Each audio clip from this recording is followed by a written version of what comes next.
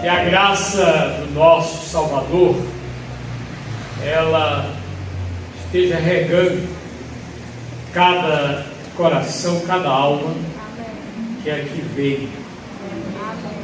Porque a Bíblia nos afirma que a lei nos foi dada por Moisés, que a graça e a verdade vieram por meio de nosso Senhor Jesus Cristo. Ele mesmo disse ser a verdade.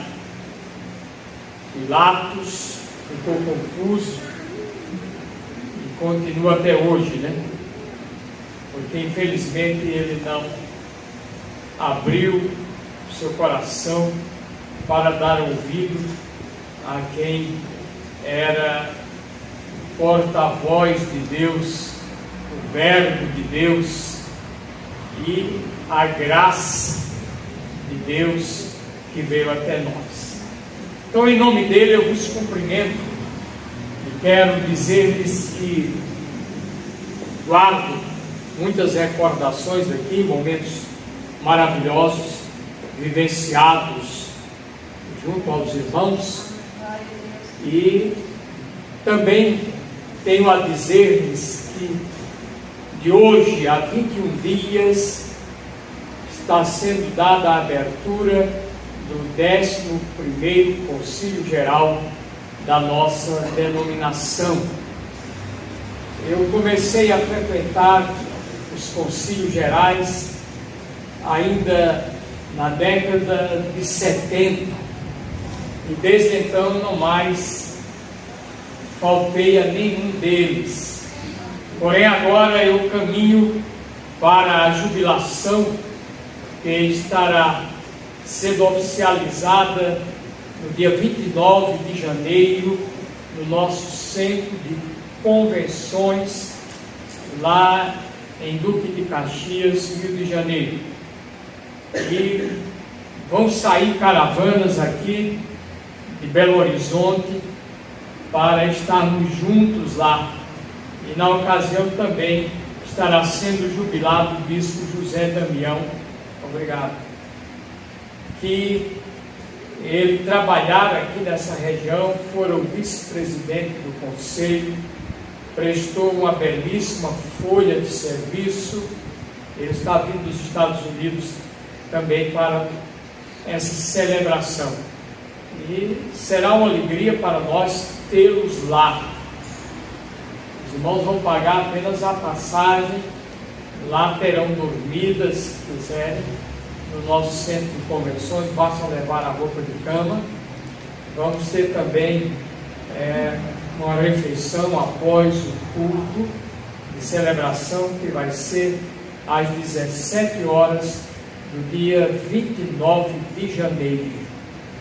Para mim será uma data marcante, depois de 52 anos de ministério ativo, que completei em março, o último, e eu quero ali reunir o maior número de irmãos possível para juntos nós celebrarmos o nome do nosso Deus que nos assistiu nessa caminhada. Amém? Amém. Quem quiser ir, pode procurar, inclusive um link, um site aí para inscrição, apenas para o controle de pessoas que estarão indo por regiões. Não terá que pagar nada, preencher, né, pastor? Edmilson já deve ter tomado conhecimento. Qualquer explicação ali. Mas oremos pelo nosso concílio. Há um verdadeiro batalhão de cristãos orando para que a mão de Deus seja estendida sobre aquele magno evento que ocorre de 6 em 6 anos, quando as nossas, se é que podemos dizer, nossas leis, nosso estatuto, ele vai ser revisado, menos as causas pétreas que não podem ser mexidas, removidas, que tem a ver com o nosso corpo doutrinário, E ali também, nessa ocasião, nós estaremos elegendo novos bispos para preencher as vagas dos que estão se jubilando e reelegendo os que estão na ativa, pelo menos se espera, e se assim aprover a Deus e a igreja quiser dar mais esse voto de confiança aos que estão trabalhando, e graças a Deus de maneira muito responsável. Então eu gostaria de orar, que os irmãos estivessem orando. E sobre mim e a minha esposa, isso que foi feito pela nossa irmã deve ser seguido como exemplo pelo restante da igreja. Eu vou tomar várias decisões nesse período aqui até o final do ano, para saber o que Deus quer da minha vida nesse restante que eu tenho pela frente. Muito embora diga na nossa terra, no meu estado, que corrida de velho não levanta poeira, mas eu ainda quero continuar correndo e servindo ao meu Deus com as forças que Ele me der. E eu sou muito grato a Ele, que tem preservado a minha saúde e também a minha mente e, acima de tudo, a minha fé.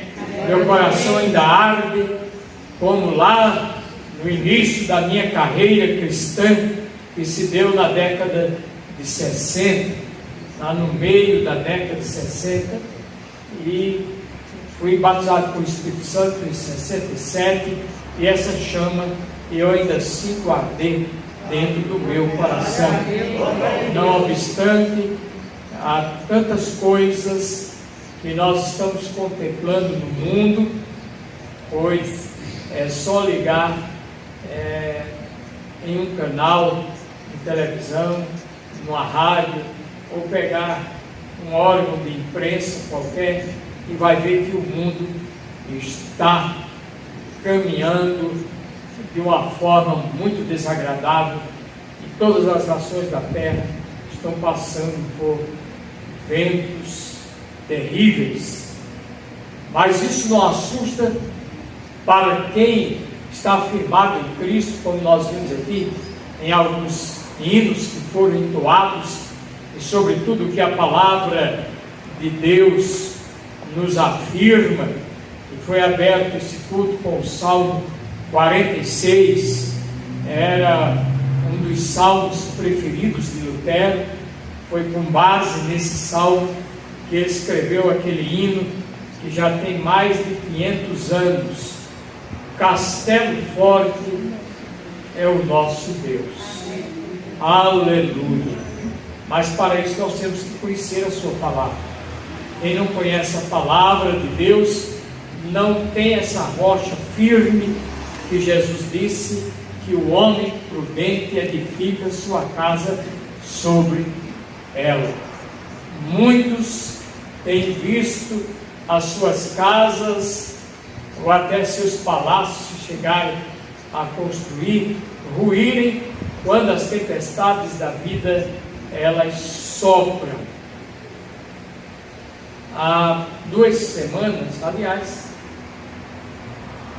fez uma semana quinta-feira, nós fomos convidados para estar na presença do governador, algumas lideranças, não muitos, mas líderes de igrejas históricas, denominações respeitadas, e cada um de nós ali teve a oportunidade de dirigir uma palavra, e eu estava a dizer naquele momento que nós temos razões, sobejos, para estarmos agradecendo a Deus por vivermos em uma pátria onde nós ainda respiramos a liberdade religiosa e podemos ir até diante das autoridades, interagir com elas, orar por elas, enquanto em muitas nações da terra ocorre o contrário.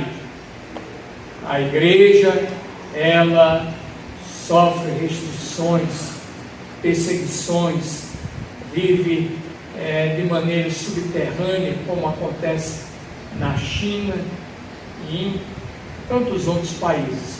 Mas aqui ainda temos e precisamos prezar por essa liberdade, sabendo fazer uso dela. Amém, irmãos? Amém. Então eu conto com sua oração. Posso contar? Amém. Amém? Pode orar. Eu preciso, minha esposa, minha família, e eu quero saber o que Deus tem para mim. Estou aberto para o que Ele disser, para eu ir onde Ele me mandar, fazer o que Ele determinar, porque esse é o papel de um servo, é dizer: fala, Senhor, que o teu servo ouve.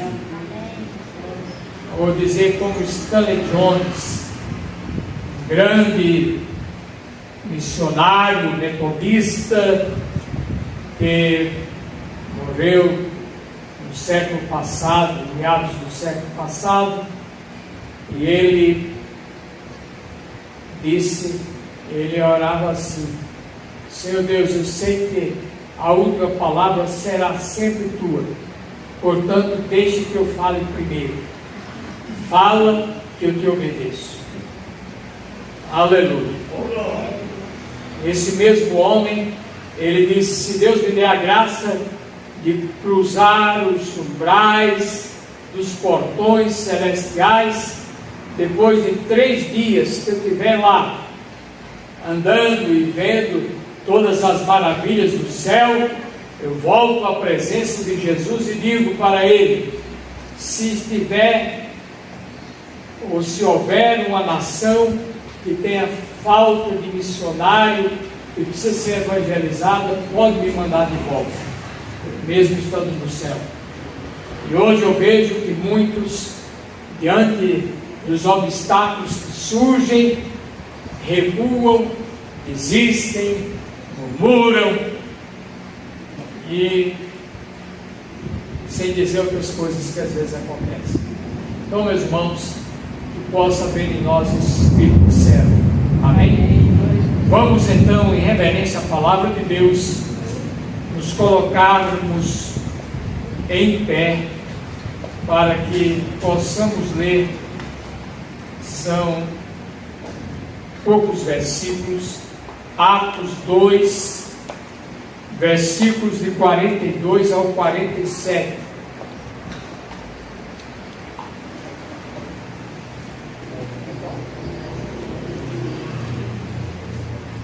Atos dos Apóstolos, capítulo 2, 42 a 47. Quem iria pregar hoje à noite seria o pastor Edmilson, mas ele abriu mão e me deu a oportunidade para eu pregar. Eu lhe agradeço e espero que Deus fale com cada um de nós. Leiamos então o que aqui está escrito. Eles se dedicavam ao ensino dos apóstolos e à comunhão, ao partir do pão e às orações. Todos estavam cheios de temor, e muitas maravilhas e sinais eram feitos pelos apóstolos. Os que criam mantinham-se unidos e tinham tudo em comum, vendendo suas propriedades e bens, distribuíam a cada um conforme a sua necessidade. Todos os dias continuavam a reunir-se no pátio do templo, partiam o pão em suas casas e juntos participavam das refeições com alegria e sinceridade de coração, louvando a Deus e tendo a simpatia de todo o povo. E o Senhor lhes acrescentava diariamente os que iam sendo salvos. Podeis aceitar.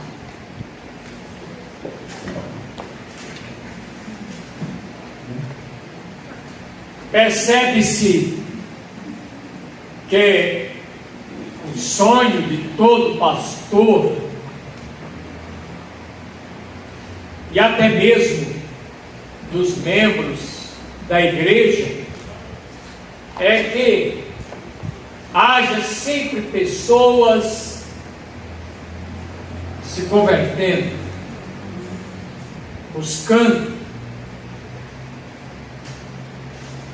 o convívio da igreja, penetrando no nosso meio e perguntando o que devem fazer para que possam ter a esperança que todo verdadeiro cristão ele tem, ele possui, e ele mesmo, quando a morte se aproxima, sabe ter uma postura que mostra para ela e a sua foice lá. Não sei se ela ainda usa foice hoje, tudo se modernizou, e às vezes a morte também, né? Mas não tem, porque a morte, ela está com os dias contados, ela também vai morrer. Só que com a diferença, nós vamos morrer, estamos em Cristo, e vamos ressuscitar, e ela não. E a Bíblia diz que o último inimigo a ser vencido vai ser quem? A morte. A morte vai ser vencida, e Paulo até a desafia, perguntando onde é que está o seu avião. Aleluia! Aleluia! Por isso ele dizia que o seu desejo era partir e estar com Cristo, porque isto é incomparavelmente melhor. Aleluia! Ele queria, mas ele disse que ainda não tinha terminado a tarefa, então ele ficava dividido. Mas não é tudo o desejar que a igreja cresça. A igreja precisa, deve crescer, e no seu DNA existe algo que diz que ela existe para se fazer presente no mundo, para crescer, para incomodar o rei das trevas, porque Jesus empenhou a sua palavra e ele disse que as portas do inferno não prevalecerão contra a igreja de Cristo. Eu vejo às vezes crentes aí com medo de demônios e das investidas do maligno, mas não é isso que a Bíblia diz que deve existir em nós. A Bíblia diz que sujeitai-vos, portanto, a Deus, resisti ao diabo. Quem é que vai fugir? Como é? E ele fugirá de vós. Aleluia. Pastor Mário Roberto Linders, e aqui eu sei que tem gente que o conheceu, e um homem de Deus, um dos nossos ministros, que um dom de evangelista extraordinário, a quem Deus usava para a salvação de muita gente, para curas, pessoas que estavam às vezes já desenganadas. Eu tive a oportunidade de conviver com essas pessoas lá em São Paulo e ouvir belíssimos testemunhos. E uma vez ele estava viajando e chegou em casa já lá pelas tantas da madrugada, e a mulher dele informou que tinha os irmãos da casa lá de uma família E eu conheci inclusive os dois irmãos que estavam lá. E posteriormente, eles eram oficiais e vieram até se tornarem pastores da nossa igreja, né? Ambos partiram. E havia um demônio ali, daqueles bravos, estava dando um trabalho muito grande. Os irmãos já não sabiam mais o que fazer. Aí falaram para o pastor Mário Lins para ir lá dar uma ajuda. E ele, mesmo cansado, mas foi. Quando ele chegou no portão, tinha uma certa distância até entrar na casa, e os irmãos lá mandando ele sair, ele resistindo àquela legião, ele chegou e disse: vou sair, porque com esse que vem aí eu não posso. E quando o pastor Mário Lins entrou na casa, o demônio já tinha dado no pé, e fugirá de vós. Aleluia! Então a igreja, ela não precisa se preocupar em primeiro lugar com o seu crescimento. É bom. Eu gostaria de estar vendo aqui gente em pé, como já vi muitas vezes, e pastores às vezes com problema porque falta espaço.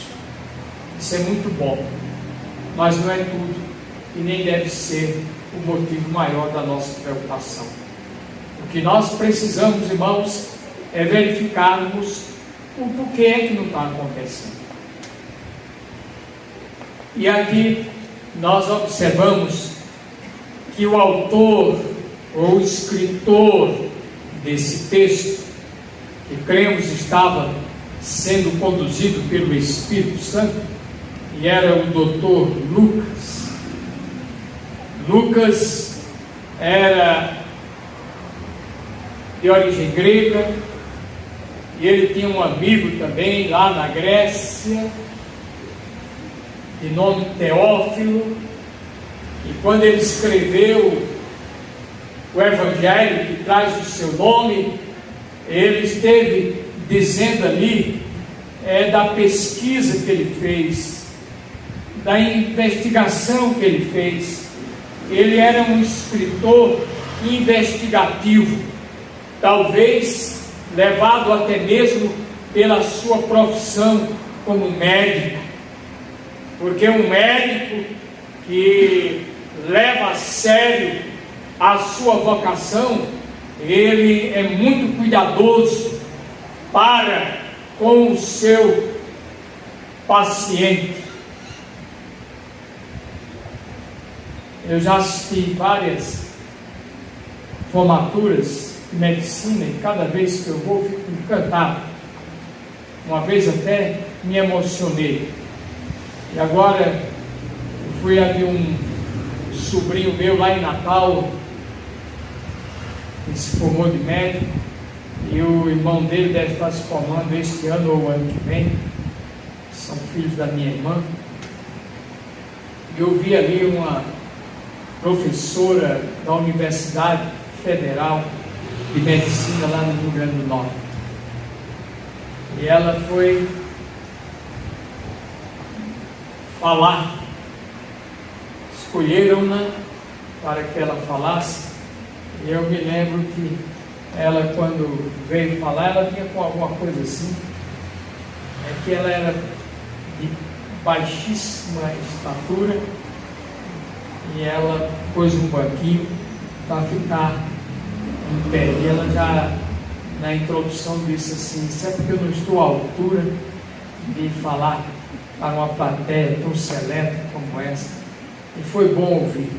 Como foi bom ouvir a oradora da turma, onde estava também se formando de medicina. Achei extraordinário. Ali dizendo que quando ela recebeu essa incumbência, ela ficou perturbada para saber o que iria falar, até que disseram que ela deveria ter uma conversa com um casal de médicos que também são professores na faculdade de medicina. E é aquele casal de médicos, somente ele, dizendo que um médico, para ser bem sucedido, ele precisa ter 3 Hs. Primeiro, o H da humanidade, dele sentir a empatia por aquele que o procura. E aí discorreu. Eu não vou me estender aqui, também não é na minha área. A segunda é da humildade, que o médico tem que ser humilde, reconhecer os seus limites, porque ele não é um Deus, ele faz muito por nós, mas não pode fazer tudo. E começou a falar. E a terceiro H é o humor, que um médico tem que ser bom, bem humorado. Como é ruim quando a gente vai ao médico e ele semblante fechado, a gente vai ruim e volta pior. Então, mas Lucas, pelo que eu percebo, ele era um médico que tinha até mais de 3 Hs. Primeiramente, ele teve a hombridade de parar de exercer a medicina quando ele viu o doutor Jesus curando de tudo que era especialidade. Aleluia, sem receitar remédio. Não precisava ninguém ir para Araújo ou para outra drogaria qualquer aí. Aleluia. Alguém tinha problemas ósseos das pernas, o doutor Jesus dava jeito. Coxos. Alguém tinha problema de visão, o doutor Jesus curava. Alguém tinha problema de surdez, ele também fazia. Alguém tinha problema de lepra, o doutor Jesus era especialista em dermatologia.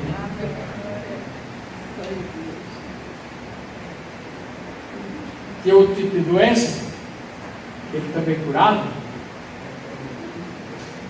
Como surdez, ele era otorrino, ele era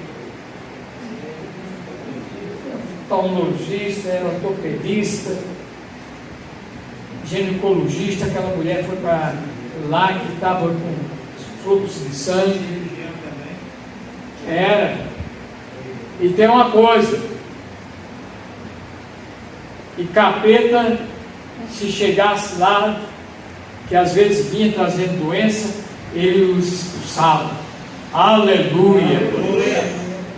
Então, Lucas resolveu pendurar o seu diploma e passou a ser escritor. Escreveu um livro que traz o seu nome, escreveu com muita precisão, e há vários relatos que não existem nos outros evangelhos, mas que no de Lucas existe, e ele faz com mais detalhes. E também ele chega e vai escrever a Teófilo agora, depois da partida de Jesus. E olha aqui o que ele diz no início do livro de Atos. Em meu livro anterior, que é o que traz o nome dele, Teófilo, escrevi a respeito de tudo que Jesus começou a fazer e a ensinar. Aleluia. Até o dia em que foi elevado aos céus, depois de ter dado instruções por meio do Espírito Santo aos apóstolos que havia escolhido. Depois de seu sofrimento, Jesus apresentou-se a eles e deu-lhes muitas provas indiscutíveis de que estava vivo. Um doutor agora comprovando de que Jesus morrera, mas estava vivo. Aleluia, aleluia. Tal como Já dissera Billy Graham, os irmãos já devem ter ouvido, que na sua velhice ele disse: em breve vocês vão ouvir ser noticiado aí nos jornais, em todo tipo de imprensa, Billy Graham morreu. Não acreditem, eu vou estar mais vivo do que nunca, apenas mudei de endereço. Aleluia. Se Billy Graham tinha essa esperança, irmãos, agora imagine Jesus agora se apresentando, comendo com os discípulos e dizendo: quer tocar em mim? Olha, está aqui também. Mas Lucas resolveu fazer isso. Ele preferiu passar a ser escritor e escritor investigativo. Fora isso que ele fizera. Aleluia. Porém, nós temos que entender que, de acordo com Lucas, aqui estão os segredos para que a igreja ela possa ser uma igreja saudável e ela possa se reproduzir, crescer e fazer-se presente no meio da sociedade na qual ela está inserida. Eles, isto é, os cristãos, dizia Lucas, se dedicavam ao ensino dos apóstolos. Noutra tradução diz, na doutrina dos apóstolos. Meus irmãos, não existe sustentação para a nossa fé, para a nossa vida cristã, se nós não estivermos fundamentados na palavra de Deus. E aqui a doutrina dos apóstolos tinha a ver com que eles aprenderam com os ensinamentos de Jesus, pois eles fizeram o melhor, se é que podemos dizer, de todos os seminários do mundo. Porque se Paulo se alegrava em ter estado aos pés de Gamaliel, se os doutores da lei, eles se vangloriavam pelo fato de que se assentavam na cadeira de Moisés, isto quer dizer que eles se sentiam com a responsabilidade de dar a interpretação correta a respeito do que Moisés escrevera. Imagine os discípulos aos pés do Verbo de Deus, de Jesus Cristo, que estava ali lhes ensinando como ninguém seria capaz de ensinar. Aleluia, aleluia. E João reconhece isso ao encerrar o seu evangelho. O apóstolo João, ele diz que se fosse escrever tudo o que Jesus havia dito, não caberia na terra os livros que poderia escrever. O que ele iria escrever? Isso chama-se hipérbole, é permissivo, como na linguagem poética é permissivo às vezes alguns exageros, para realçar ali o espírito da poesia. E também isso em teologia e mais na hermenêutica é permitido. E ele disse que não tinha como escrever tudo que Jesus ensinou. Aleluia. Mas aqui percebe-se que Lucas estava dizendo que eles estavam observando a doutrina dos apóstolos. E mais agora que os apóstolos Eles davam ênfase na morte de Jesus, na crucificação, que foi pelo método da crucificação, e da sua ressurreição e da sua assunção aos céus. A igreja precisa ter isso sempre em mente, porque quando a igreja não está sendo instruída com base na palavra de Deus, e aqui no caso da igreja, na doutrina dos apóstolos, ela vive sendo levada por qualquer vento de doutrina. Todos nós, como pastores, já passamos de sabores em ver o irmão que chega, quando ele vem, que muitos saem nem aviso, dizendo que estão indo embora, porque achou uma igreja melhor, porque lá tem isso, tem mais aquilo, e vão embora. E nós vemos depois, encontramos esse irmão, anos depois, e ele não cresceu 1 centímetro no que diz respeito à vida cristã, à comunhão com Deus, à vida de santidade. Mas eles observavam a doutrina dos apóstolos, aleluia, e na comunhão eles tinham comunhão. A comunhão tem a ver com o relacionamento.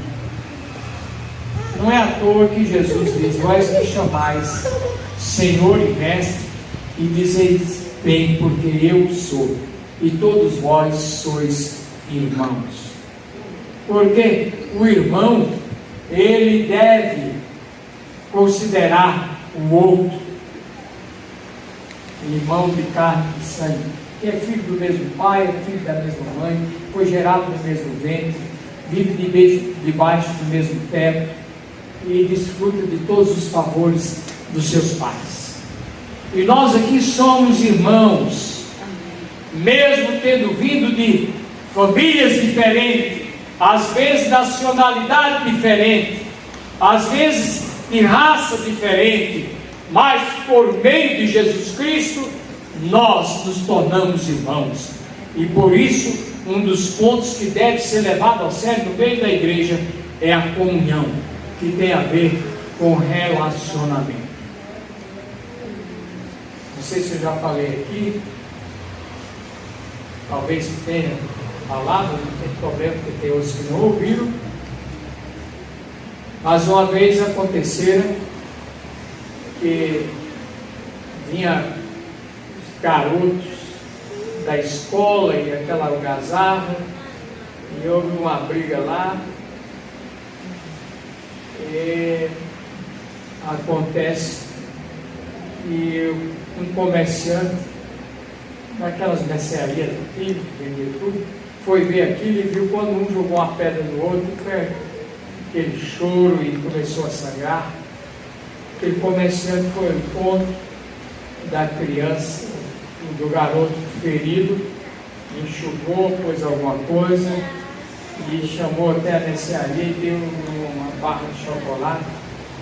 Disse: agora vai para casa. E ele ficou olhando. E para surpresa do comerciante, quando ele viu, aquele que tinha jogado a pedra veio em direção a ele. E ele veio em direção a ele, ele partiu o chocolate e deu a metade para o outro. O comerciante ficou sem entender aquilo e disse: por que você fez isso? Não viu que foi ele que atirou a pedra em você? Ele disse: não, mas ele é meu irmão.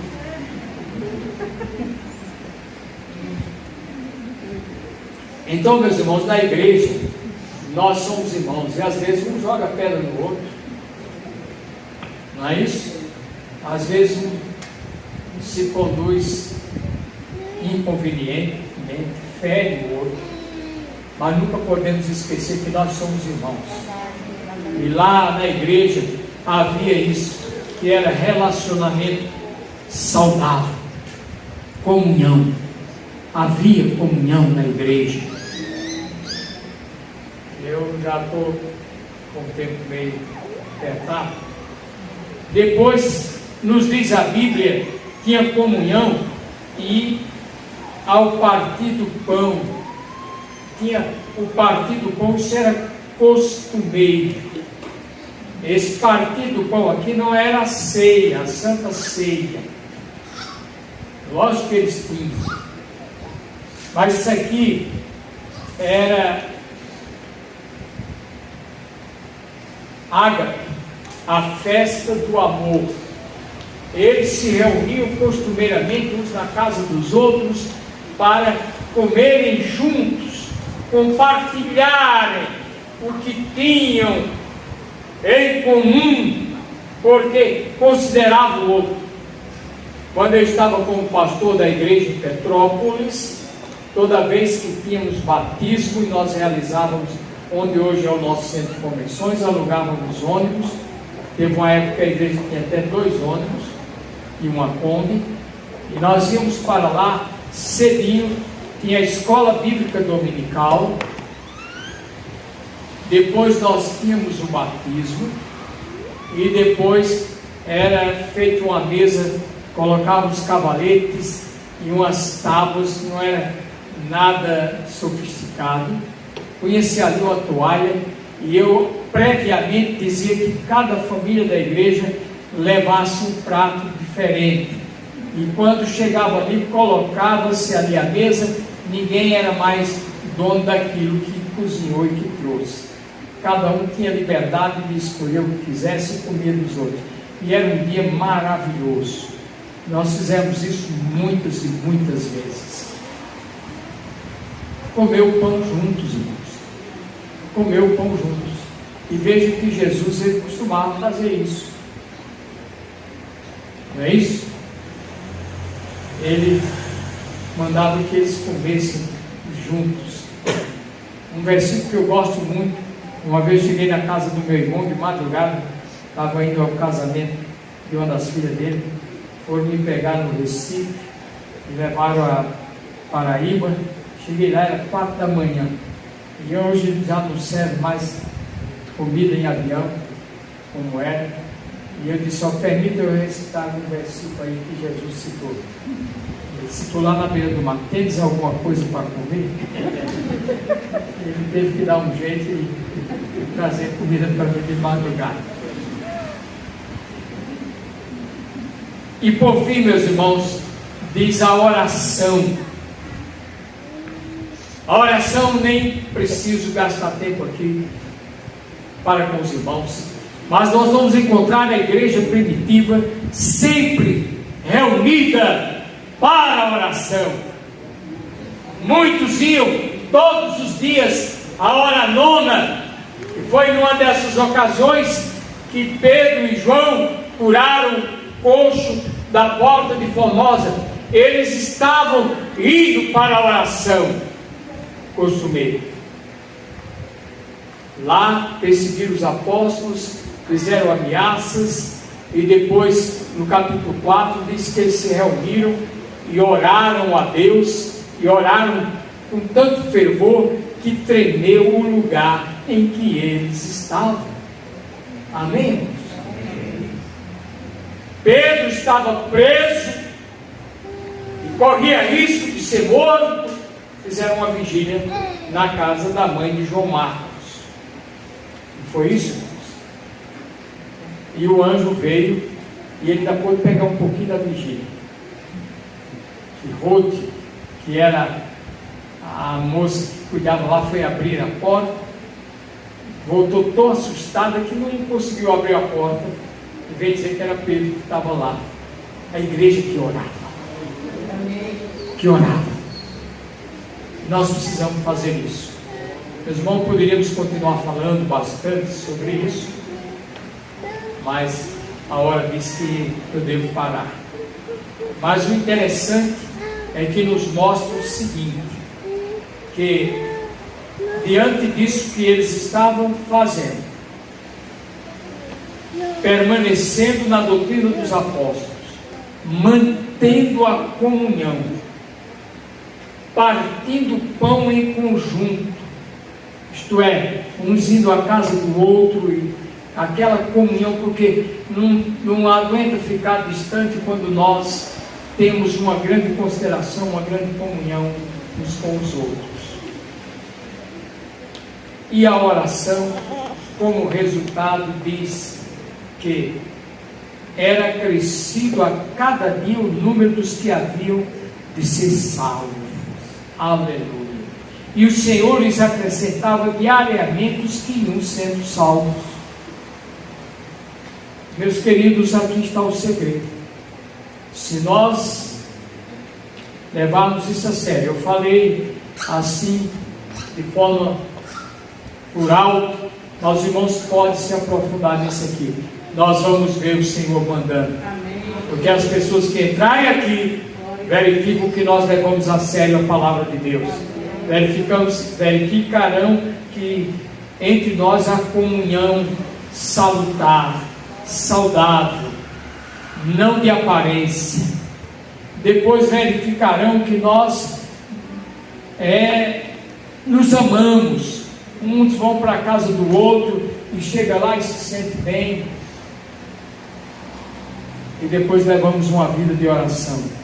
Meus irmãos, a igreja, recebendo esse adubo, ela vai crescer e frutificar, e Deus vai ser exaltado.